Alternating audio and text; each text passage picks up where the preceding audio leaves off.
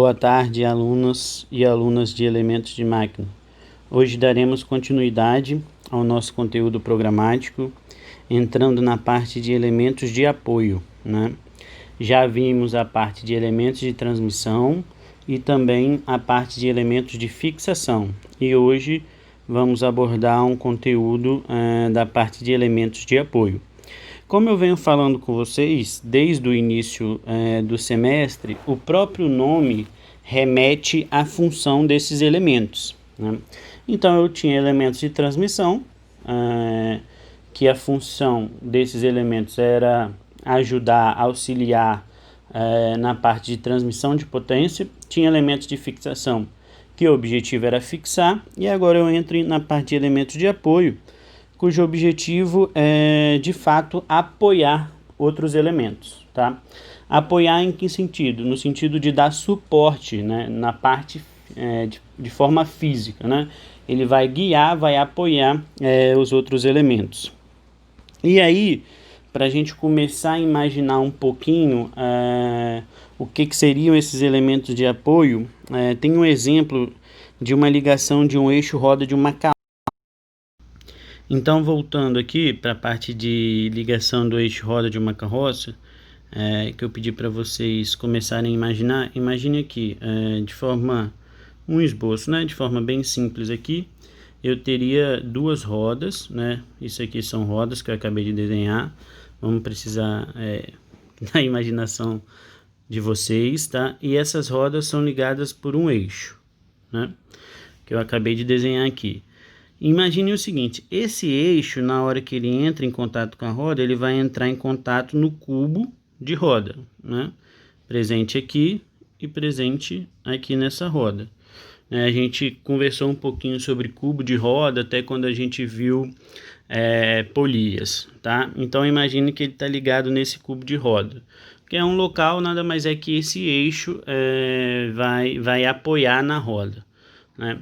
E aí imaginem o seguinte, quando essa roda girar, né, quando esse eixo girar, quando essa roda girar, esse ponto em específico de contato do eixo com a roda, né, esse ponto aqui específico do eixo com a roda, o que vai acontecer? Vai sofrer um desgaste, né? Imagine que a partir do momento que a roda gira e o eixo gira também, esse eixo em contato com o cubo de eixo da roda vai sofrer um determinado desgaste, né? Só que o que acontece? Com o passar dos anos, essa velocidade, vamos supor, de eixos e de rodas, elas aumentaram de forma significativa. Isso faz com que, consequentemente, se eu aumentei a velocidade, eu posso associar com aumento de atrito, tá? Caso eu não tenha, não preserve em nenhum momento esse contato, né? Então, se eu tenho maior velocidade, eles contato entre os dois, não tendo nenhuma proteção, consequentemente, maior vai ser o atrito. Então, imaginem vocês o seguinte, historicamente, quando no advento da roda, eu tinha a roda, né? Depois da roda eu precisava ligar as duas rodas para elas estarem no mesmo eixo, né? Como eu falei aqui, desenhei, esse eixo está na perspectiva de um cubo de roda, e quando essa roda rodava, esse eixo rodava também, e consequentemente esse contato por ter giro ali sofria um atrito. Com o passar do tempo, maior velocidade de rotação, maior atrito do contato do eixo com as rodas. E aí, nesse ponto em vermelho que eu destaco, é que vão entrar os elementos de apoio. Por quê? Os elementos de apoio estão exatamente nesse cubo de eixo para permitir o apoio do eixo, né? Para que esse eixo, de fato, não fique, vamos colocar assim, flutuando, não fique, não tenha um local de contato. Se vocês observarem, fica claro que nessa especificação aqui, o cubo de roda está fazendo um papel de apoio desse eixo, ele está apoiando, ele está sustentando. Então, esses elementos de apoio vêm com essa finalidade, para apoiar esses elementos estruturais. Só que o que acontece? Se eu tenho só apenas o cubo de roda, né, apoiando direto no eixo, o desgaste vai ser excessivo. Então, o que se pensou? Pensou em colocar um elemento entre o cubo de eixo e o eixo, para que esse elemento diminuísse o atrito, tá? Então essa foi a primeira perspectiva. Se eu tenho um cubo de eixo e um eixo, e eu estou vendo que está tendo muito atrito entre os dois, eu vou colocar uma superfície que vai entrar em contato com o cubo de eixo e com o eixo, né? Vamos pensar assim, nessa superfície, a parte externa entra em contato com o cubo de eixo, a parte interna entra em contato com o eixo, e esse material que eu coloco consegue suavizar esse atrito, consegue servir como uma ponte, né? Um papel de lubrificação e diminuir o atrito entre o cubo de eixo e o eixo, tá? Esse elemento que entra nessa composição, ele se chama bucha, tá? Opa!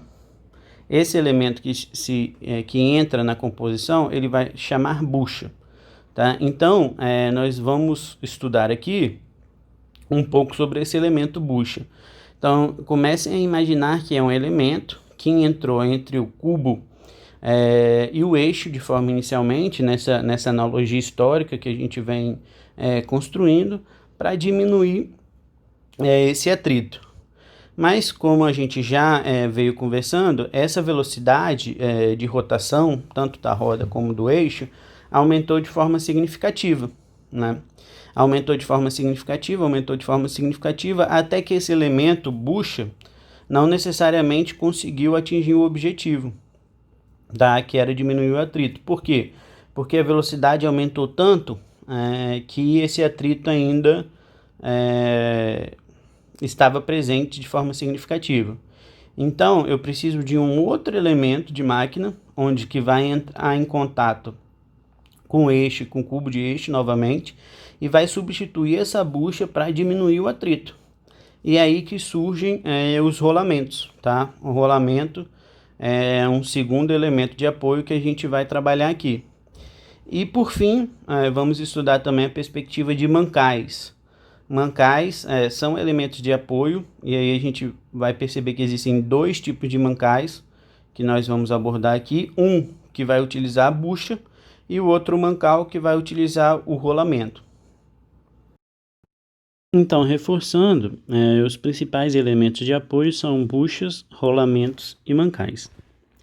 Bem, aqui, através desse desenho, consigo mostrar de uma forma mais clara aonde está a bucha, né?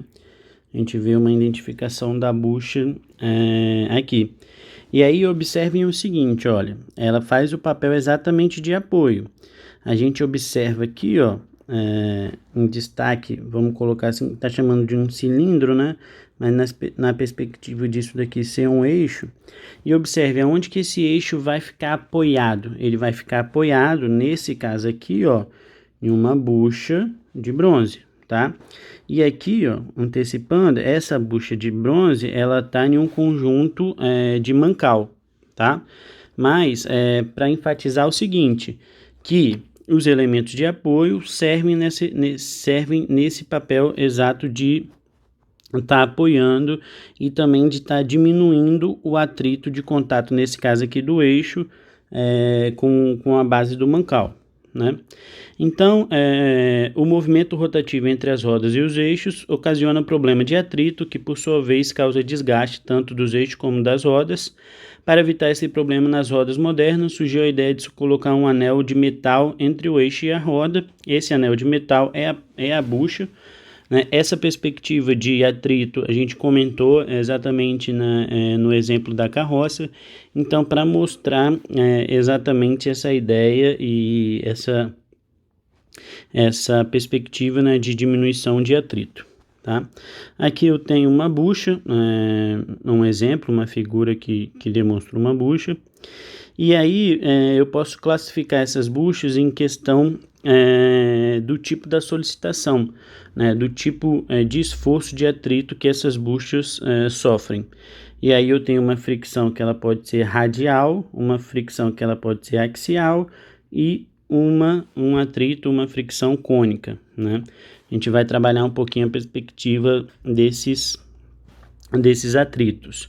Ah, professor, não faço ideia do que é radial, não faço ideia do que é axial e não faço ideia do que é cônico. Não tem problema, a gente vai estar tratando eles aqui agora.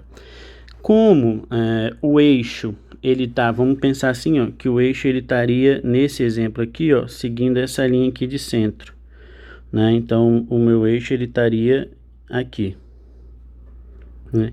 Esse eixo, por ter um peso específico, né, esse peso dele, né, o peso gravitacional, é sempre o que? Vertical e para baixo, tá?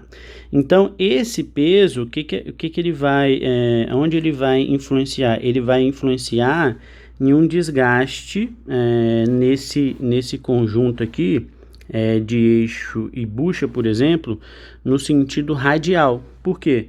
Porque o peso dele aqui, ó, vai estar ocasionando um atrito nesse sentido, no sentido radial. E por que é o sentido radial?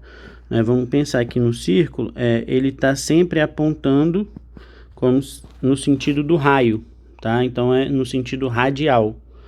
Então, nesse caso aqui, se olhar a seção circular, ele está para cima e para baixo, né? E vamos supor que mesmo que o eixo oscila nesse sentido vertical, ele vai ocasionar um atrito no sentido radial, na direção desse raio aqui, pensando que essa circunferência aqui é a seção desse eixo, tá? Então, sempre que falar no sentido radial, tá pensando no sentido do raio, principalmente devido ao peso da peça. Já no sentido axial, muda um pouquinho a perspectiva. Ele está agora no sentido do eixo, tá? Se eu voltar aqui no outro slide, não confunda, agora eu estou falando de axial. Ele seria o eixo aqui agora, ó, estaria nessa posição e o desgaste também nessa posição, tá? A fricção, né? Aqui quando eu falei de radial, falei que era para cima e para baixo, né, pensando que ele estava oscilando, e aqui quando eu digo que é axial, está na direção do eixo. Então, nessa perspectiva, seria como se ele fosse para frente e para trás, tá? Então, esse desgaste estaria para frente e para trás, então seria um desgaste relacionado na direção do eixo e um desgaste axial, tá? Então, são tipos de esforços que essa bucha sofre. E aí, a combinação desses dois esforços, né, tanto de um esforço que é radial, né, como de um esforço que é axial, né, nada mais é do que a combinação desses dois esforços, né? Vamos refazer aqui.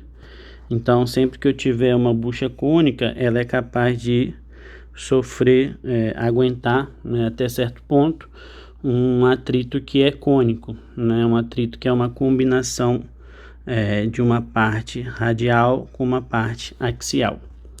Beleza? Essa é a perspectiva de cônico, né? De estar suportando esforços que são cônicos, né?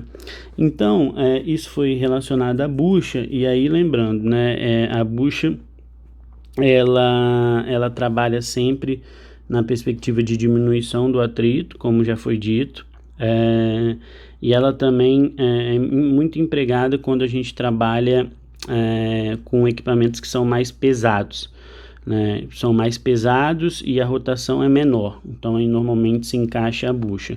Quando eu tenho equipamentos que trabalham em altas rotações, a bucha normalmente não consegue atender a solicitação do atrito, ela sofre um desgaste muito excessivo, então eu teria que ficar trocando a bucha inúmeras vezes, e aí que surge a ideia do rolamento, né? O rolamento ele vem quando é necessário reduzir ainda mais o atrito, e aí o rolamento ele tem várias características, né? Tem vários tipos, mas se vocês observarem aqui é o seguinte, ó, o que eu quero destacar, aqui eu tenho um anel externo, tá? Aí aqui eu tenho uma esfera, que a gente chama de elementos rolantes, né? Porque eles de fato rolam, né? E aqui eu tenho um anel interno. Então observe o seguinte, eu tenho um anel interno, um elemento rolante e um anel externo, como se fosse aqui, ó, 3 camadas, né? Então o que acontece? Normalmente ou anel interno ou anel externo, ele fica fixo. Imaginem que o anel externo fica fixo. A parte interna ela vai rotacionar, né? Imagina aqui que a parte interna ela vai rotacionar, né? Como ela vai rotacionar e a parte externa está fixa, a gente precisa ter um elemento que entre em contato com essas duas partes, né? Porque uma está fixa e a outra está móvel, que permita que aconteça o giro. E exatamente são essas esferas. Aí você imagina o seguinte, que enquanto a parte interna roda, as esferas rodam e elas vão correr na pista, né, desse anel externo. Então, com isso, eu consegui implementar um elemento de apoio que tem uma característica móvel, né, uma característica de rotação, e, consequentemente, por ele rodar junto, ele consegue ter essa diminuição do atrito, né?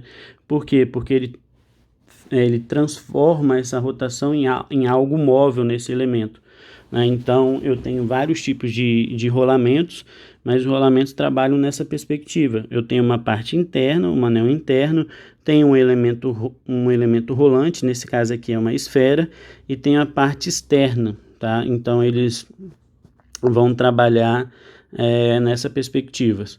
Então, eles são constituídos de dois anéis concêntricos, entre os quais são colocados elementos rolantes, como esferas, roletes e agulhas. Exato, né? Então, aqui eu tenho mais alguns elementos de apoio, né? Basicamente rolamentos. E aí, lá no IFRA a gente consegue mostrar para vocês e vocês tocarem alguns desses tipos de rolamentos. E como foi dito, existem vários tipos de rolamentos, né? E aí, o que a gente pode destacar é o seguinte: observem aqui, ó, que basicamente a estrutura é a mesma, um anel interno, um anel externo, e aqui eu tenho diferença dos elementos rolantes, né? Observem aqui, ó, que entre a pista interna, entre a pista externa, né, entre o anel interno e entre o anel externo, eu tenho rolamentos, eu tenho elementos rolantes diferentes e, consequentemente, rolamentos diferentes. Aqui eu tenho um rolamento de esfera, obviamente, porque o elemento rolante de esfera. Rolamento de rolo, o elemento interno é de rolo. E rolamento de agulha, onde esse elemento interno aqui é o de agulha. E aí a composição física deles são diferentes e, consequentemente, as funções que eles vão... as funções que vão ser exercidas por esses rolamentos também são diferentes, tá? E é isso que a gente vai abordar um pouco agora desses tipos de rolamento. A gente vê alguns tipos de bucha, principalmente classificando as questões de fricção, né? Fricção axial, fricção radial, fricção cônica, e agora a gente vai entrar um pouquinho na perspectiva de rolamentos, desses tipos de rolamentos. Como foi dito, né, além da classificação pelos tipos dos elementos rolantes, nos rolamentos nós também temos as classificações devido aos esforços, né, as forças que eles suportam, e aí é uma maneira até similar, né, radial, aqui na composição vertical, axial mais relacionado na direção do eixo, né, na parte horizontal, e misto a união das duas. Então, só para enfatizar, esforços radiais na direção do raio, né, isso é uma simplificação que eu faço para ficar mais claro o entendimento de vocês, axial na direção do eixo e misto o conjunto das duas, né? Entrando um pouquinho mais na perspectiva dos tipos de rolamento, que a gente observa um rolamento fixo de uma carreira de esferas, e aí o nome diz exatamente o que o rolamento é, né? É um rolamento de uma única carreira, então observa aqui, ó, seria a carreira, tá, de esferas. Então, uma única carreira de esferas. Eles suportam mais cargas radiais e pequenas cargas axiais, tá? São elementos de apoio, esse rolamento especificamente destinado a rotações mais elevadas, e tem uma capacidade de ajustagem regular limitada, né? O que seria essa questão de ajustagem angular? Imagine que esse rolamento ele está apoiado em um mancal, né? Porém, vamos pensar assim, né, que aqui é uma base do mancal e aqui eu tenho um eixo, né? entre o eixo e a base do mancal, eles não estão paralelos entre si, né? Vamos fazer aqui de novo. Entre o eixo, né? Pensando que isso aqui está vertical, e a base do mancal, eles não estão paralelos entre si.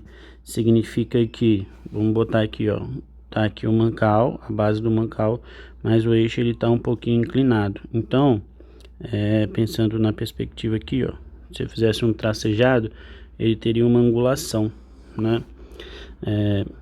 Talvez não tá dando para marcar muito claro, mas imagine que entre, né, um e outro eu tenho uma angulação, né? E essa angulação aqui de um ângulo alfa, por exemplo, é a possibilidade dessa ajustagem angular, né?